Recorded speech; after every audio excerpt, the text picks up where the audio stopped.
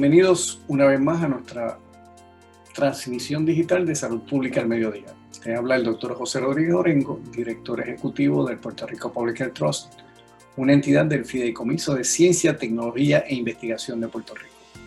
En este programa te ofrecemos información y análisis de la situación del COVID-19 a nivel mundial y también aspectos que pueden estar afectando la salud pública en las comunidades de Puerto Rico. Hoy es miércoles 20 de enero del 2021 y el viernes pasado estuvimos hablando sobre las mutaciones del COVID-19 y nos gustaría seguir en esta discusión. La vez pasada estuvimos hablando de cómo era que afectaba, si afectaba, y vimos que no afecta la parte de las mutaciones con las vacunas que tenemos aprobadas en Estados Unidos en la forma de emergencia. Así que la pregunta que tenemos hoy es, ¿qué está ocurriendo con las pruebas que podemos detectar el virus con estas mutaciones del COVID-19?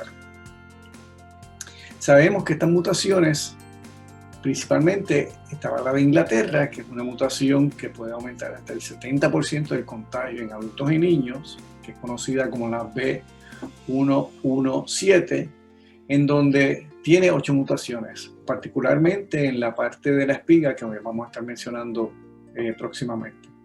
En África del Sur también hay una mutación en donde es en la misma región de la proteína, en la espiga, ahí tenemos 3 mutaciones, en donde es la 501Y.V2. Sabemos que con esas mutaciones, esta de África del Sur tiende a ser un poco menos contagiosa que la contraparte que tenemos en Inglaterra. Sin embargo, en las semanas pasadas se ha estado hablando de la mutación que hay en Brasil, que se le llama P1, donde ahí hay 20 mutaciones y esas mutaciones dan a una parte en la proteína que es diferente a la que tenemos en África del Sur e Inglaterra, que sería la 484 en vez de 501. Los aspectos per se de esta mutación de Brasil vamos a estar hablándola el próximo viernes en el programa. Sin embargo, lo que ha ocurrido en Brasil es que en esta región donde se tiene esta mutación ha aumentado dramáticamente el contagio de pacientes con el COVID-19, con la enfermedad del SARS-CoV-2. Lo que había también habido anteriormente es que en esta región se entendía de que había inmunidad de comunidad o de rebaño, porque había habido muchísima contagio, había habido mucha infección del SARS-CoV-2. Así que esto es una reinfección.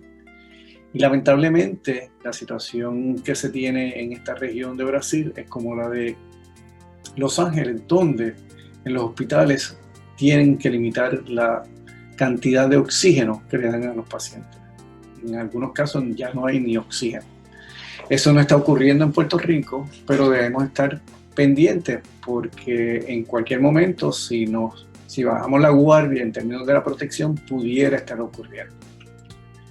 En términos de las pruebas que se mide el virus, se puede medir el virus con las pruebas que tenemos en estas mutaciones, teniendo estas mutaciones. Pues de las conversaciones que hemos tenido anteriormente, sabemos que hay 3 tipos de pruebas, que tenemos las de anticuerpos, que van a estar midiendo el IgM y el IgG, las moleculares que se hace a través de PCR, y los antígenos que miden a través de anticuerpos que la partícula viral está en tu sistema. Así que aunque no se utiliza PCR, se utiliza otra medida de anticuerpos para medir el virus en tu cuerpo. Así que estas son las 3. Entonces, COVID-19 101. Para recordarle la estructura del virus, pues volvemos. Tenemos el ácido ribonucleico que está en la parte interior, que allí también tenemos la nucleoproteína, que sería la N. Vemos que también tenemos la envoltura, que es la membrana, que es la envoltura lipídica, que se llama la E. También tenemos unos dímeros de hematoglutina y también esterasa. Y finalmente tenemos la espícula o la espiga o las antenas que le llaman, que le dan el nombre al coronavirus, donde vemos que están en la parte de afuera del virus. Y habíamos visto de que estos van a estar interaccionando con los receptores ACE2, en donde ahí se hace ese enlace, en ese sitio de enlace, en ese receptor, y entra el virus con su material genético y se empieza a replicar. Habíamos visto que se veía de esta forma en la parte derecha, donde tenemos la interacción de este trímero, porque son 3 partes de la proteína, en donde va a estar interaccionando con el ACE2.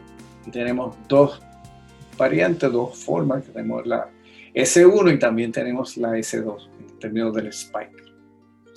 En términos de los anticuerpos, vamos a tener problemas de mirar las mutaciones que tenemos, que ya mencionamos anteriormente. Bueno, pues para contestar eso tenemos que saber qué es lo que está ocurriendo. Pues lo que ocurre cuando tú te infectas es que tu sistema inmune va a estar creando estos anticuerpos. Así que no tiene nada que ver si tienen mutaciones o no tienen mutaciones el medir estos anticuerpos en particular. Así que no vamos a tener ningún problema con la medida de los anticuerpos, ni del IgM y del IgG, porque eso lo estás creando tú cuando te infectas. Esto es lo que está ocurriendo también cuando te damos la vacuna, que te damos la parte de afuera, el spike, la espiga, en donde se van a estar creando este tipo de anticuerpos. Así que en arroz y habichuela, la mutación no va a estar afectando la prueba de anticuerpos. Así que ya llevamos uno. Vamos al segundo. Tenemos las pruebas moleculares. En estas pruebas moleculares solo afectaría aquellas pruebas que detecten la espiga, ¿verdad? La corona, la S que está ahí en rojo. Así que en Puerto Rico, particularmente en los laboratorios clínicos de referencia, se utilizan 2 pruebas. La prueba de Roche, en la cual ellos no están mirando la parte de la espiga, así que esa en particular no va a tener ningún tipo de problema con ninguna mutación en la espiga porque no la están midiendo. Así que esa podemos decir de que no va a haber problema.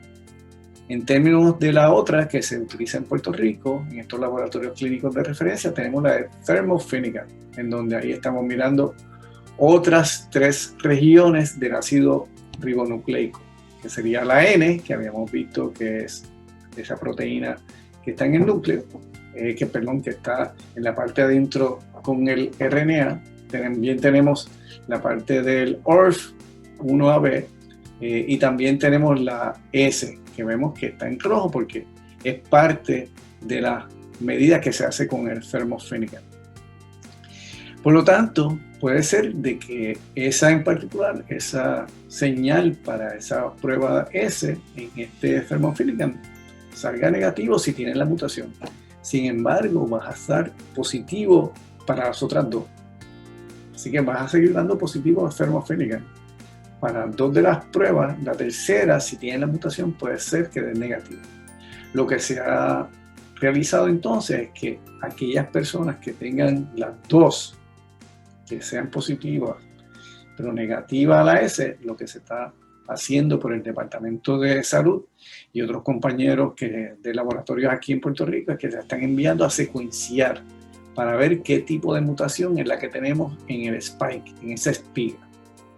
Por lo tanto, en arroz y habichuela de nuevo, la mutación no va a afectar la prueba de Roche, así que hay muchos laboratorios clínicos de referencia que utilizan esa, así que no va a haber problema. Y la de Thermo tampoco debe haber problema.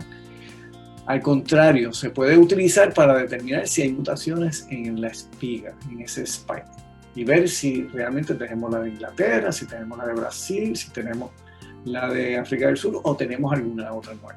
Así que esos estudios y el Departamento de Salud está creando esta estrategia dentro de los laboratorios de salud para hacer el cernimiento epidemiológico molecular de estas mutaciones. Así que eso está ya proveyendo el dinero y esperamos que próximamente podamos tener información sobre estas mutaciones en Puerto Rico.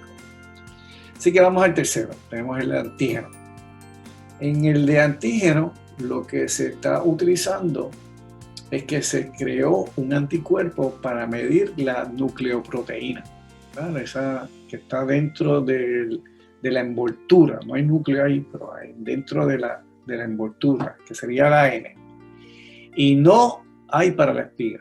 Así que ustedes pueden decir, si estuviesen en mis clases de bioquímica, yo les preguntaría, ¿va a tener algún efecto? Y todos ustedes me van a decir que no va a tener efecto porque lo que estamos midiendo es el anticuerpo en la nucleoproteína y no en la espiga.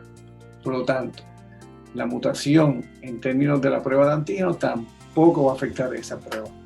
Así que de las 3 medidas o las 3 pruebas que estamos haciendo en Puerto Rico, que sería el anticuerpo, sabemos que no va a tener ningún efecto.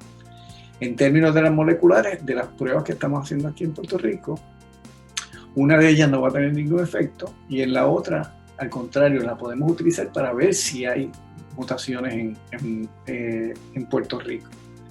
Y en la tercera, que sería el antígeno, que es la que tenemos aquí, no va a haber ningún tipo de efecto de la mutación.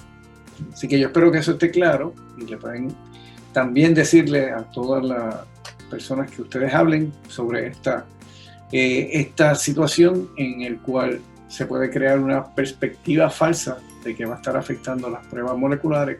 En este momento, en Puerto Rico no lo vamos a tener. Así que vamos a hablar sobre los datos de Puerto Rico y en el mundo del COVID-19. Ya vamos a estar cerca de los 100 millones de habitantes a nivel mundial que se han detectado con el COVID-19 por parte de la prueba molecular del SARS-CoV-2. Y vemos que siguen siendo Estados Unidos, India y Brasil los que están aumentando. Ya el estado de California le ha pasado prácticamente a Francia, donde el estado de California tiene 3 millones de personas infectados.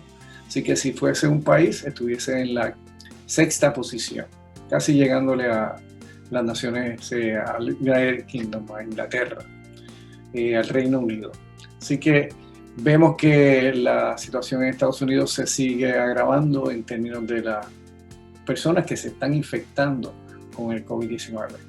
En términos de las muertes a nivel mundial, ya se han llegado a las 2 millones de personas que han fallecido por el COVID-19 y en Estados Unidos tienen casi cerca de 400,000 personas para una tasa cruda de fallecidos de 122.4, donde tenemos estados en la parte este de los Estados Unidos, que vamos a estar discutiendo el próximo viernes, que están sobre 200 muertes por 100,000 habitantes. En términos de Puerto Rico, pues ya estamos llegando cerca de las 90,000 pruebas confirmadas, ya sea por PCR o por antígeno, en términos de tener el COVID-19, aunque pueden ser con síntomas o sin síntomas, por lo menos están confirmados con la prueba molecular con los de antígeno. En términos de la tasa cruda de fallecidos, fueron 1.117. En los pasados 3 días anteriores al día de hoy no habían habido reportes de fallecidos. En el día de hoy, pues sí, se dieron 14 fallecidos, que suma a 1.717. Sin embargo, estamos en una tasa de cruda de fallecidos por 100,000 habitantes de cerca de 54, que sigue siendo 2.27 menos que en los Estados Unidos. Y como digo, cuando vayamos a estar comparando con otros estados, podemos estar hasta cerca de 4 veces menos en términos de fallecidos cuando comparamos con los diferentes estados. Eso lo vamos a estar haciendo el próximo viernes. En términos de los municipios, seguimos viendo que la parte oeste de Puerto Rico sigue poniéndose naranja. Desafortunadamente el pueblo de Cabo Rojo vuelve a estar rojo, con más muestras positivas. Vemos que algunos pueblos del sureste y del norte de Puerto Rico cambian de rojo a naranja y solamente tenemos a Culebra como verde, con menos de un 3%. Así que tal vez esta sería un área donde se pudieran estar abriendo las escuelas, dado a hacinamiento que tenemos por ser una isla pequeña y estar un poco más controlado el sistema, y que ahí todo el mundo se conoce y podemos mirar como proyecto piloto el abrirla en Culebras, en Vieques y también en Maricao y en Las Marías, donde vemos que en estos últimos semanas se han visto situaciones en donde tienden a indicar de que hay menos contagio en estos pueblos, pero siempre hay que mantenerse haciendo las pruebas.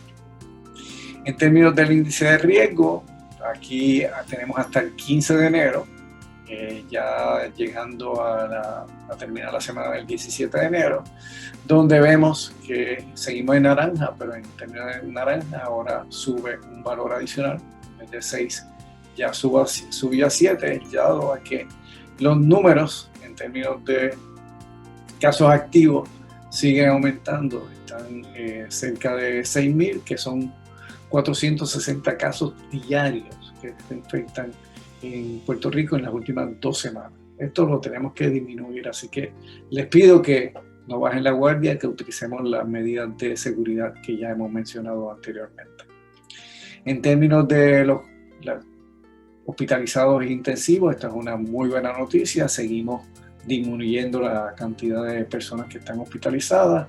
Estamos llegando cerca al umbral que teníamos en octubre. A mí me gustaría que llegáramos mucho menos para, si ocurre cualquier situación, pues pudiéramos tener una brecha aún mayor para poder lidiar con más contagios.